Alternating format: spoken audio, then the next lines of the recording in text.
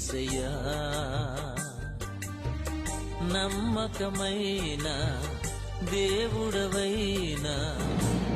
will extend peace to you like a river and peace like a flood. Isaiah chapter 66 verses 12. నది వలె సమాధానమును జల ప్రవాహము వలె మీ యొద్దకు రాజేతును. యెషయా 66వ అధ్యాయము 12వ వచనము. Do not afraid, for my spirit is among you. Haggai chapter 2 verses 5. నా ఆత్మ మీ మధ్యన ఉన్నది కనుక భయపడకుడి. హగ్గై 2వ అధ్యాయము 5వ వచనము. ప్రార్థన.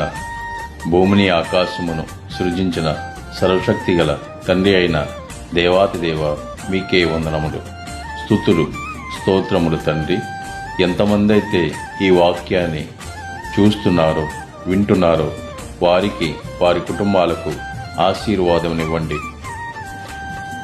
వారు చేయుచున్న పనులలో, వారు చేయుచున్న ఉద్యోగాలలో, వారు చేయుచున్న ప్రతి పనిలో మీరే తోడుగా ఉండి వారికి నీడగా ఉంటారని, బలమునిస్తారని ప్రార్థిస్తూ